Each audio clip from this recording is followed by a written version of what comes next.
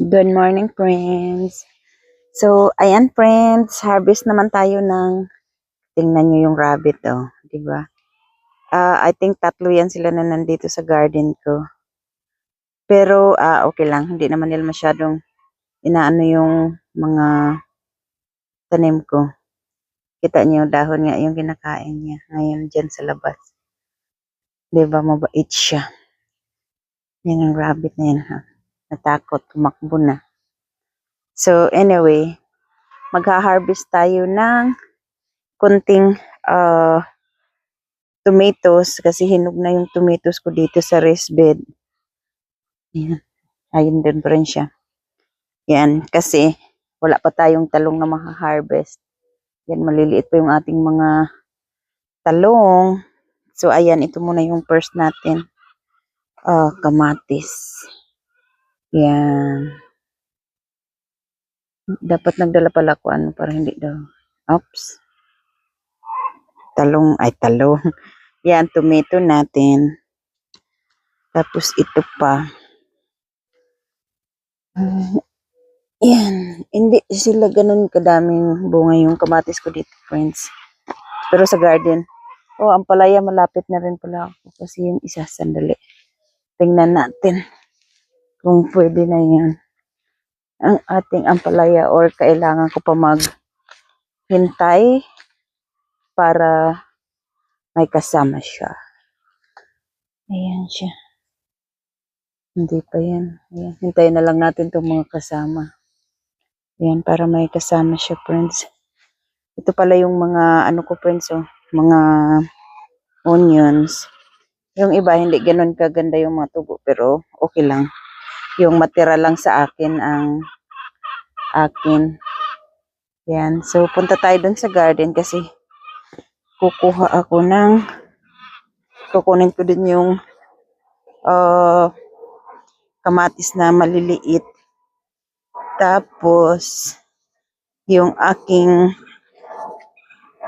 cucumber. Ayan, nakikita niyo, friends. Yan yung ating kamatis dito. Sa garden yan, mga hilaw pa. Nakalimutan ko na mga variety nito, friends. Ayan, oh. Mga maliliit sa taas. Tapos ito, yan, ito yung maliliit. Gusto ko to siya, friends, na mga kamatis. Ang dami niya magbunga. Ayan, oh. Hindi ko na dadalhin yung mga ano ba, isang tangkay-tangkay. Ito lang mga malapit na ang kukunin natin. Ayan. Para fresh lagi pag gagamit tayo ba. Tapos ito, kukuha na lang ulit ako pag kailangan ko ng next time pag naubos tong mga kinukuha ko sa ngayon. Hindi naman to siya. Ay, nako. Hindi ko talaga alam ang mga variety, friends, kasi hindi ko siya nilalagyan ng mga label. So, yan lang. Kukunin ko. Tapos, ang ating pepino. Yan, mga pepino natin. Kasi, ewan, tatlo yata to sila. Or dalawa lang. Ayan, no. Lumalaki na rin. O, diba? Lagay natin basket dyan. Para pag na nita natin. O, diba? Ayan siya. O, diba ang laki ng pipino natin? Ito pa, isa pa.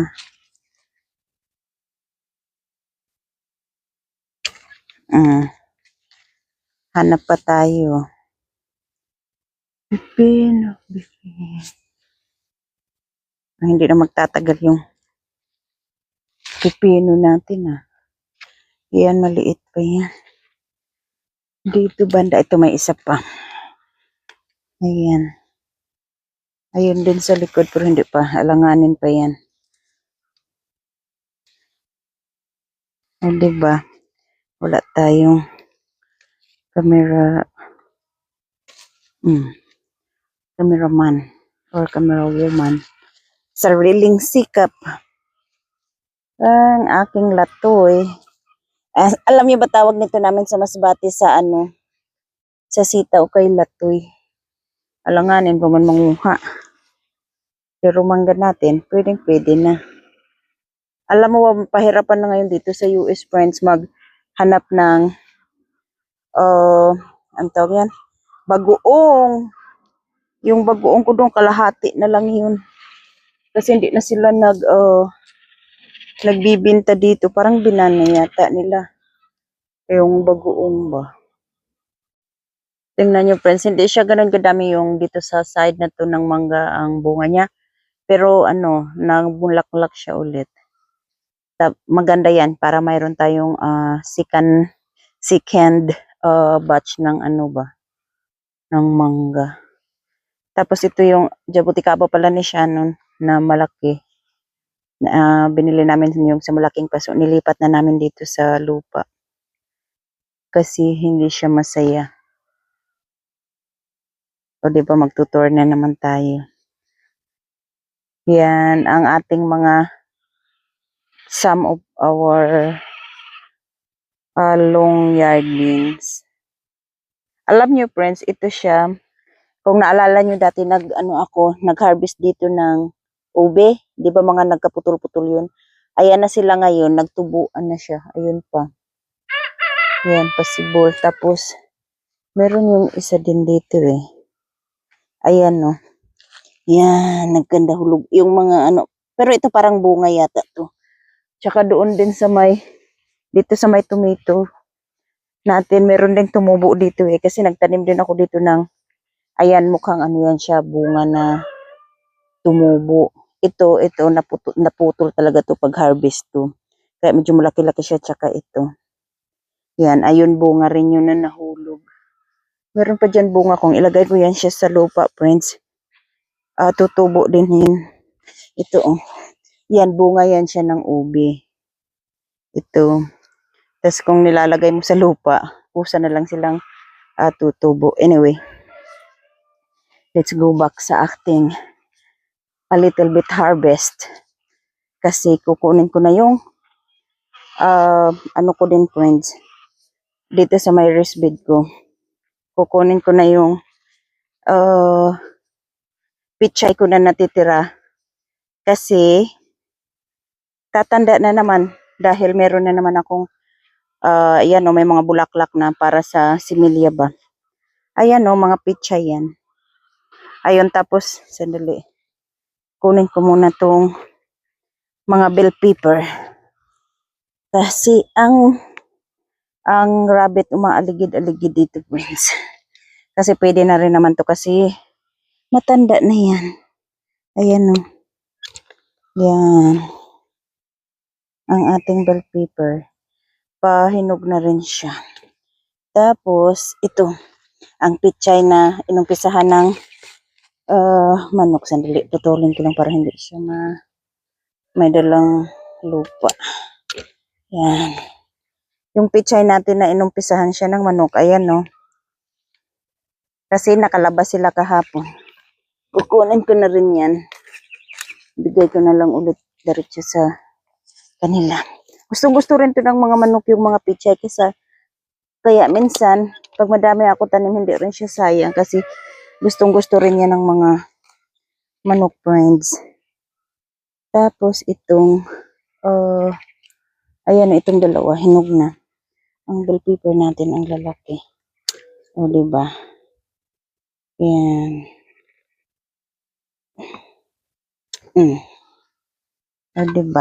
O diba?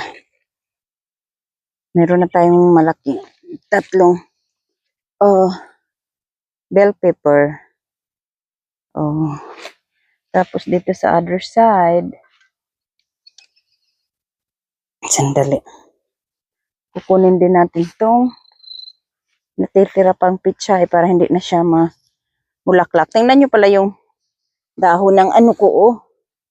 Yan, di ba ang lalaki ng talong ba? Mag-uumpisa na rin sila mamunga kasi may mga bulaklak na sila. Yan. Saan na yun? Ayan, pero may mga maliliit pa ako na nilipat kasi nagtubo yung, yan o, mga seeds ng pichay nagtubo. So baka lalaki pa yan kahit super init na. Ito o, nagtago sa, ano na nga pala to, matanda na rin. O diba, hindi pa ako nagdilig, friends. Ayan, magdidilig muna ako pagka tapos nito. Sandali. Para hindi ganun ka dumi ba. Pinaputol ko na. Diyan muna kayo guys. Kasi kukuha pa ako ng dahon ng green onions. Magkakaroon na rin tayo ng seeds pag tumanda to. May pangpunla na tayo ng seeds ng green onions. Pero ito wala pang mga bulaklak. So, pwede pa natin gulay-gulayan. Yung mga dahon-dahon lang. Yan. Panglagay-lagay ko sa mga sabaw-sabaw. Ayan. So, I guess that's it, friends, for our video today. Thank you so much for watching. Bye. Mag-iingat po kayo. God bless.